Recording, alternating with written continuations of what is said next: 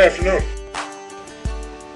Today, one of the toughest tales of the recession took another big step towards becoming a success story. General Motors relaunched itself as a public company, cutting the government's stake in the company by nearly half. What's more, American taxpayers are now positioned to recover more than my administration invested in GM. And that's a very good thing.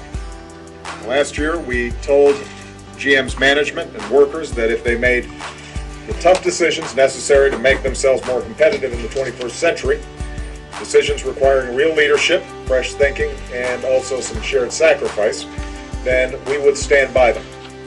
And because they did, the American auto industry, an industry that's been the proud symbol of America's manufacturing might for a century, an industry that helped to build our middle class, is once again on the rise. Our automakers are in the midst of their strongest period of job growth in more than a decade. Since GM and Chrysler emerged from bankruptcy, the industry has created more than 75,000 new jobs. For the first time in 6 years, Ford, GM, and Chrysler are all operating at a profit. In fact, last week GM announced its best quarter in over 11 years.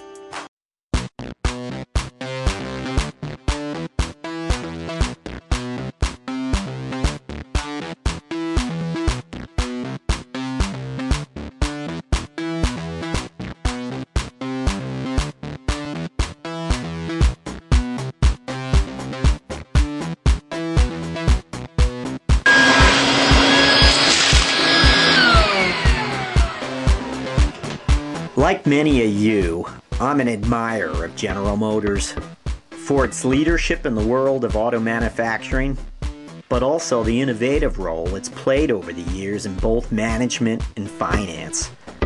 Its recent IPO is no doubt reason to celebrate, but there are so many challenges still facing GM, it remains difficult to talk about solutions unless we get more specific. So I wanted to make this movie to try and better expose what might be GM's biggest challenge. Look, you came from Microsoft, not a car guy, and it was very important to get some fresh thinking at this company, which frankly, look, Chris, before you, General Motors was disastrous. For 12 solid years, there was a lot of finger pointing, yet nobody would point the finger back at GM and management, and even the unions, and say, we have a very sick business model that is not working here. Ah, yes, the business model.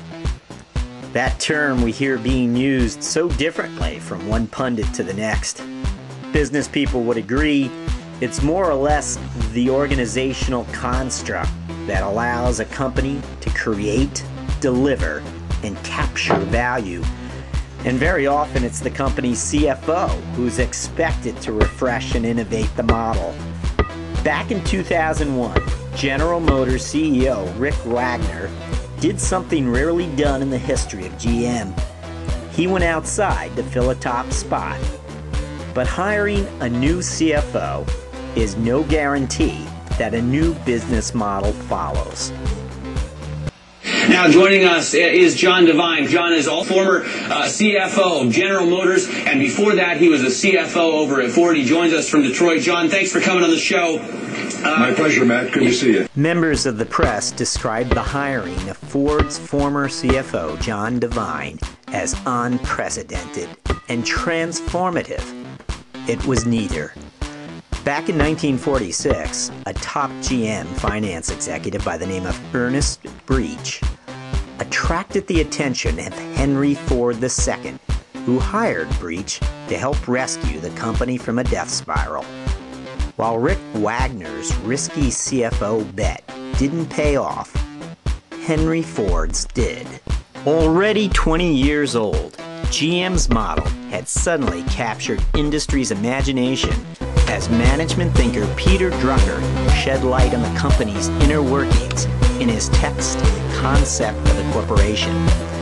And contrary to popular belief, when Drucker was invited to take a look around GM in the mid-1940s, the invitation came not from GM's celebrated CEO, Alfred Sloan, but from Donaldson Brown, the company's less celebrated but just as influential finance chief. If nothing else, Brown's invitation to Drucker underscores the notion that GM's CFO understood Sloan's new management techniques had been a precondition for the success of the finance model he originated.